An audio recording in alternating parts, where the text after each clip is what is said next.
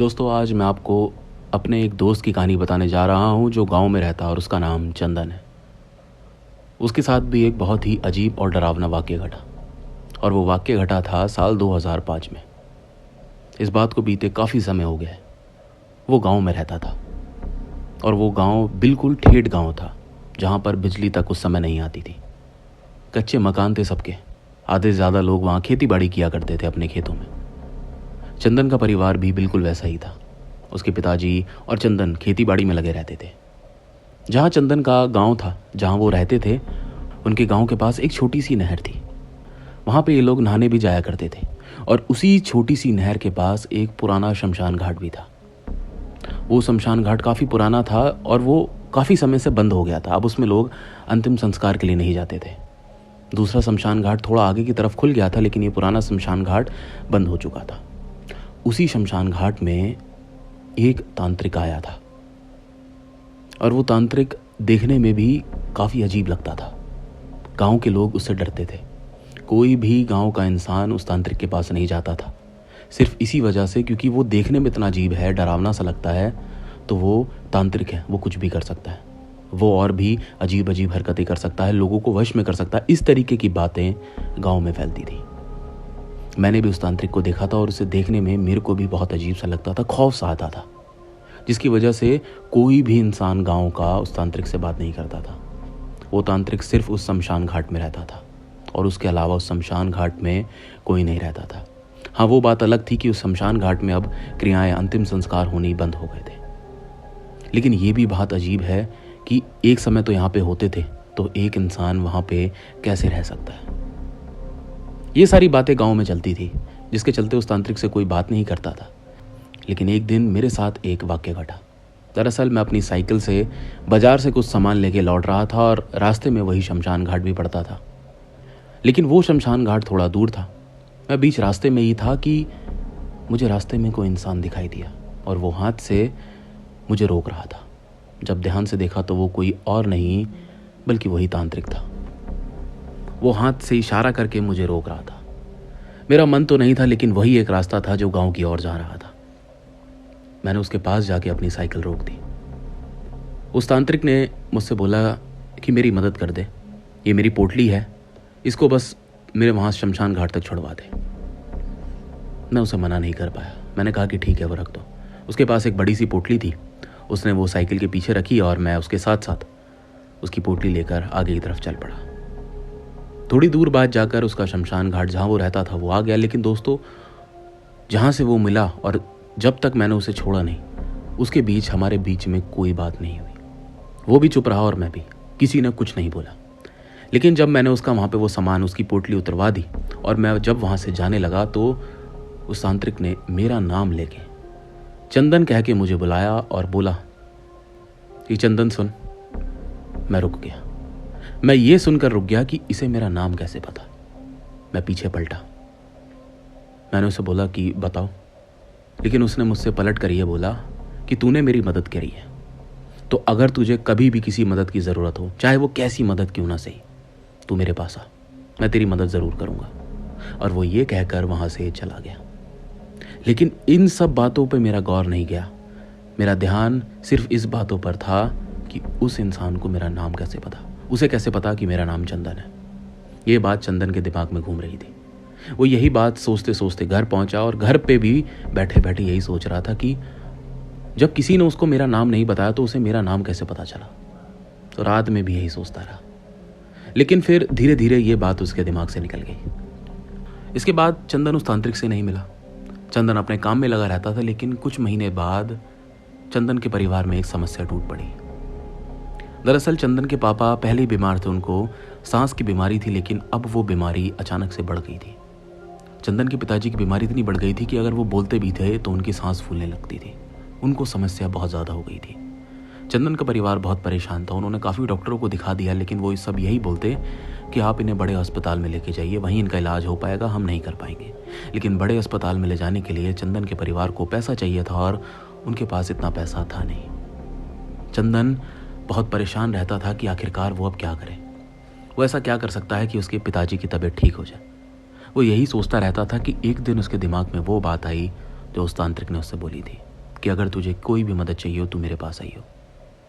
और वो यही सोचकर अगले दिन सुबह उस तांत्रिक के पास गया। वो शमशान घाट के अंदर गया तो देखा कि शमशान घाट के एकदम कोने में एक छोटी सी कुटिया बनी हुई है और वो बाबा उस कुटिया के अंदर ही था। चंदन उस कुटिया के बाहर गया और उसने बाबा को आवाज़ मारी। बाबा ने बोला कि आजा अंदर।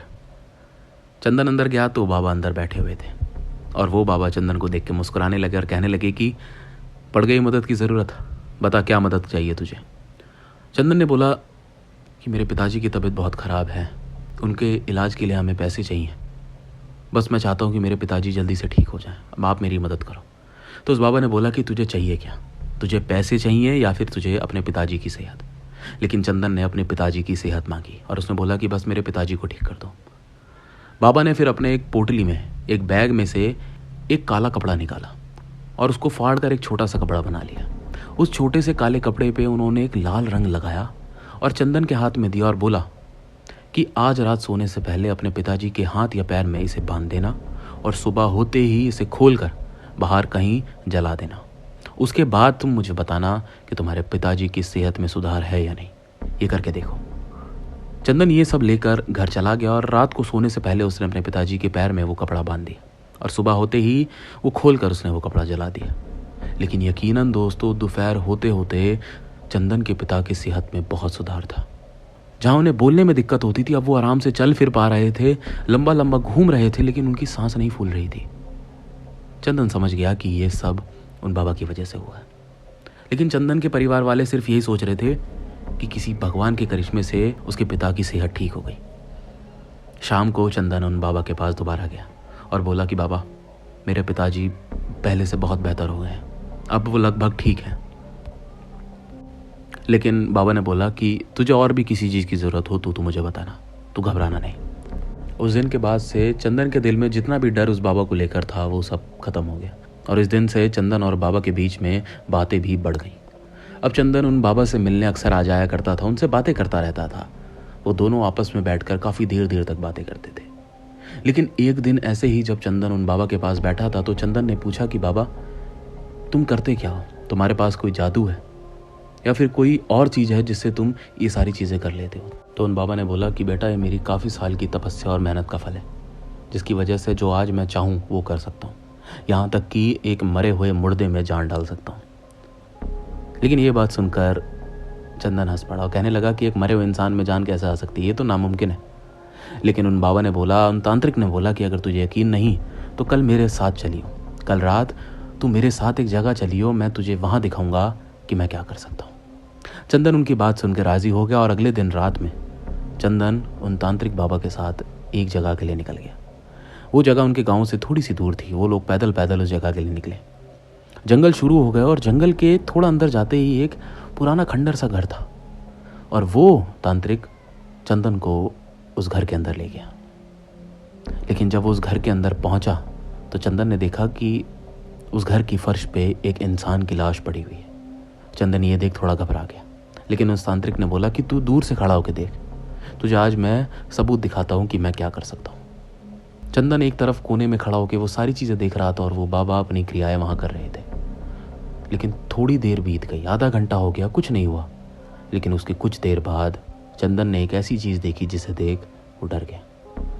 दरअसल जो लाश वहाँ पे पड़ी हुई थी जिसमें कोई जान नहीं थी, वो लाश अब हिलने लगी थी। उस लाश ने चंदन के सामने अपनी आंखें खोली, अपने हाथ पैर हिलाए और थोड़ी देर में चंदन के सामने उठ के खड़ी हो गई। चंदन यकीन नहीं कर पा रहा था कि एक मरा हुआ इंसान कैसे जिंदा हो सकता है, लेकिन उस तांत्रिक ने जो कहा था वो करके दिखाया। उसके बाद चंदन वहाँ नहीं रुका और तांत्रिक से बोला कि मैं घर जा रहा हूँ, मैं लेट हो जाऊँगा, और वो ये कहकर वहाँ से घर के लिए निकल गया। लेकिन पूरी रात चंदन सिर्फ ये सोचता रहा कि ये मुमकिन कैसे है, एक मरा हुआ इंसान जीवित कैसे हो सकता है। एक दो दिन बाद जब चंदन उन तांत्रिक बाबा के पास दोबारा मिलने गया तो चंदन ने यही पूछा कि ये कैसे मुमकिन है, एक मरा हुआ इंसान जिंदा कैसे हो सकता है। तो उस तांत्रिक ने जवाब दिया कि मैं कुछ भी कर सकता हूँ, जो इतने साल मैंने तपस्या की है, साधना की है, ये उसी का फल है। और ये जितने भी लोग हैं, जितने भी मुर्दे जिनको मैं जीवित करता हूँ, जिनको मैं जिंदा करता हूँ, ये आम इंसान की तरह नहीं रहते, बल्कि ये मेरे गुलाम होते हैं। इनसे मैं जो चाहूँ वो करवा सकता हूँ। और सिर्फ यही नहीं, कितने मरे हुए लोगों की आत्मा तक मेरी गुलाम है। उनसे मैं जो चाहूं वो करवा सकता हूं। ये सुनकर थोड़ी देर के लिए चंदन चुप हो गया, लेकिन उसके बाद चंदन ने जो बोला वो बहुत अलग था, बहुत अजीब था। चंदन ने उन तांत्रिक से बोला कि क्या मेरे लिए भी कोई गुलाम बन सकता है? तो तांत्रिक ने उसे हंसकर जवाब दिया, क्यों नहीं? जब मेरे लिए हो सकता है तो मैं तेरे लिए भी कर सकता हूँ। तेरे लिए भी एक गुलाम तो मैं बना सकता हूँ, मेरे लिए भी एक गुलाम बना दो। लेकिन चंदन ये नहीं जानता था कि वो गुलाम आखिरकार क्यों बनवा रहा है, उसे ऐसी क्या ज़रूरत है। बस चंदन ने ये काम करने के लिए बोल दिया और उसे ये नहीं पता था कि वो एक कितनी बड़ी गलती करने जा रहा है। तो उस तांत्रिक ने चंदन से बोला कि ठीक है, तू आज रात मेरे पास मिठाई लेकर आइयो, मैं तेरे लिए भी आज एक गुलाम बना देता हूँ। और ठीक रात को चंदन उस बाबा के पास एक मिठाई का डब्बा लेके गया। वहाँ वो बैठ गया और तांत्रिक बाबा ने बोला कि देख, अब जो मैं करने जा रहा हूँ, अगर यहाँ पे तुझे कुछ दिखाई दे तो तुझे डरना नहीं है, ठीक है? अगर तुझे डर लगे तो तू मुझे बताइयो, लेकिन कुछ उल्टा काम मत करियो। चंदन ने बोला कि ठीक है। उसके बाद वो बाबा बैठ गए और उन्होंने अपनी क्रिया करनी शुरू कर दी। वो काफ़ी देर तक तो आंख बंद करके बैठे रहे। चंदन इधर उधर देख रहा था, उसे कुछ समझ नहीं आ रहा था। लेकिन थोड़ी देर बाद वही तांत्रिक आंख बंद करे करे किसी से बात करने लगा। चंदन को कोई दिखाई नहीं दे रहा था अपने और उस तांत्रिक के अलावा, लेकिन वो तांत्रिक किसी से ये बात करते कह रहा था कि तू इतने दिन से कहाँ था, मैं तुझे कब से ढूंढ रहा हूँ और तू अब आया। ऐसी बातें चंदन ने सुनी। उसके बाद तांत्रिक ने आंख खोली और चंदन से बोला कि अभी तेरे सामने एक इंसान आएगा, लेकिन वो इंसान है नहीं, वो दरअसल एक मरे हुए इंसान की आत्मा है। तुझे डरना नहीं है, तुझे बस ये मिठाई का डब्बा उसके आगे रख देना है और उसे जो तू चाहता है वो तू करवाना, ठीक है? लेकिन डरना नहीं। चंदन डरा हुआ था, लेकिन उसके बाद भी उसने बोला कि ठीक है। और थोड़ी देर बाद चंदन की आंखों के सामने ही काफ़ी सारा धुआं सा आने लगा। वो धुआं कहाँ से आ रहा था कुछ नहीं पता, लेकिन एकदम से काफ़ी सारा धुआं आने लगा और उस धुएं के अंदर ही थोड़ी देर बाद चंदन को एक इंसान दिखने लगा। एक व्यक्ति खड़ा हुआ चंदन को दिखने लगा और जब वो पूरी तरह से चंदन को दिखा तो चंदन की उस इंसान को देखकर रूह कांप गई, क्योंकि वो एक इंसान नहीं बल्कि एक मरे हुए इंसान की आत्मा थी। चंदन ने जब उसे नीचे से ऊपर देखा तो पाया उसकी हाथों की 10 उंगलियां कटी हुई। जब चेहरा देखा तो पाया कि चेहरों पर बहुत ही मोटे मोटे बड़े बड़े फोड़े थे, इतने बड़े थे कि मानो जैसे आँख के बराबर इतने बड़े। और सिर्फ यही नहीं, सबसे डरावनी चीज़ तो ये थी कि जहाँ इंसान का दिमाग होता है, सर के ऊपर वाला हिस्सा, वो हिस्सा पूरा पिचका हुआ, मानो जैसे वहाँ पे इंसानी दिमाग है ही नहीं। ये सारी चीज़ें देख चंदन इतना डर गया, इतना खौफ में आ गया कि वो उठा और वहाँ से बिना कुछ सोचे समझे भागने लगा। वो जैसे ही उसने भागना शुरू किया तो उस तांत्रिक ने उसे बुलाया और बोला कि चंदन ये मत कर, रुक जा, भाग मत, तू डर मत, कुछ नहीं होगा। लेकिन चंदन ने कुछ नहीं सुना और वो शमशान घाट से बाहर निकल गया और अपने घर चला गया। वो पूरी रात डरता रहा।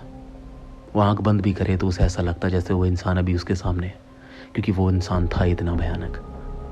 इसके बाद चंदन अपने घर से बाहर तक नहीं निकलता था, वो घर के अंदर रहता था क्योंकि वो इतना डर गया था। लेकिन 2-3 दिन बाद जब चंदन का डर खुल गया तो उसने बाहर आना जाना शुरू कर दिया। लेकिन अब वो उस बाबा, उस तांत्रिक के पास नहीं जाता था। उसे उस चीज़ के बाद डर लगने लगा था। लेकिन अब जो होने वाला था वो चंदन को और ज़्यादा खौफ में डालने वाला था, क्योंकि अब चंदन जब भी कभी बाहर जाता तो उसे वो आत्मा, जो आत्मा उसे शमशान घाट में दिखी थी, वो दिखाई देती। एक दिन जब वो अपने खेत में बैठा हुआ था तो उसे वो आत्मा उसके खेत में दिखाई दी। वो राह में कहीं भी जा रहा होता रास्ते में तो वो आत्मा उसे कहीं खड़ी दिखाई देती। यहाँ तक एक बार जब वो रास्ते में खड़े होकर अपने दोस्तों से बात कर रहा था तो वही आत्मा, वो इंसानी आत्मा उसे वहाँ से खड़े होकर घूर के देख रही थी। जब उसने अपने दोस्तों से बोला कि वो आदमी तुम्हें वहाँ खड़ा दिखाई दे रहा है, तो उसके अलावा वो किसी को दिखाई नहीं देता। वो डर गया था कि ये क्या हो रहा है, जिसके चलते उसने फिर से घर से बाहर निकलना बंद कर दिया और वो फिर से घर में रहने लगा। लेकिन एक दिन तो सारी हदें पार हो गई। एक रात जब वो अपने घर में बैठे खाना खा रहा था, उसके पापा उसके सामने बैठे हुए थे, वो भी खाना खा रहे थे, कि तभी खाना खाते खाते जब उसकी नज़र उसके पिताजी के ऊपर पड़ी तो उसने देखा कि उसके पिताजी के ठीक पीछे वही आत्मा, वही मरे हुए इंसान की आत्मा उसके पिताजी के पीछे खड़ी हुई थी। और वो ये देखकर इतना डर गया कि उसने अपने खाने की प्लेट नीचे फेंक दी और वो भागकर अंदर कमरे में जाकर बैठ गया। घर वाले परेशान हो गए कि आखिरकार इसे हुआ क्या। खूब पूछने की कोशिश करी लेकिन चंदन ने किसी को कुछ नहीं बताया। वो पूरी रात उस कमरे में बैठा रहा। लेकिन उस रात चंदन ने ये फैसला भी कर लिया कि अगर मैंने इस चीज़ से छुटकारा नहीं पाया तो ये तो मेरा जीना हराम कर देगी। मैं क्या कर सकता हूँ। उसने फिर यही सोचा कि एक बार मैं उस तांत्रिक से फिर मिलूंगा। अगर उसने इसे मेरे पीछे लगाया तो वही इसे मेरे से दूर भी करेगा। तो ठीक सुबह होते ही चंदन उस तांत्रिक के पास दोबारा गया। उस तांत्रिक के पास जाकर चंदन ने बोला कि मेरे को उस आत्मा से पीछा छुड़वाओ। वो हर जगह मुझे दिखाई दे रही है। अब तो वो मेरे घर तक आ गई है। मैं ऐसे नहीं रह पाऊंगा। तांत्रिक ने पलटकर जवाब दिया कि जब मैं तेरे को रोक रहा था तो रुका क्यों नहीं।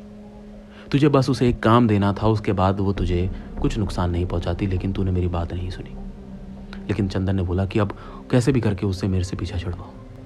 तांत्रिक ने बोला तू अंदर आ। उसको अंदर ले जाके अपने साथ बैठाया और बोला कि अब जो मैं कह रहा हूँ वो सुन। वो तुझे नुकसान नहीं पहुंचाएगी। वो सिर्फ तेरे से काम मांग रही है क्योंकि वो तेरा गुलाम है।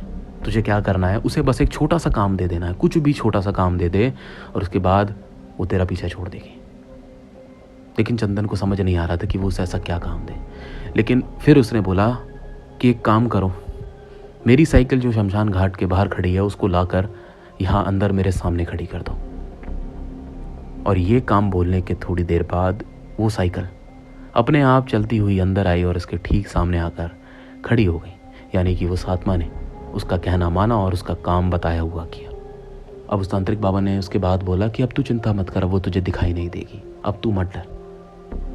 और ये बात होते ही चंदन अपने घर चला गया। और यकीनन उस दिन के बाद से फिर चंदन को वो आत्मा दोबारा दिखाई नहीं दी। यानी कि वो आत्मा सिर्फ चंदन को इसलिए दिखाई दे रही थी क्योंकि वो उससे अपना एक काम मांग रही थी, क्योंकि वो चंदन की गुलाम थी।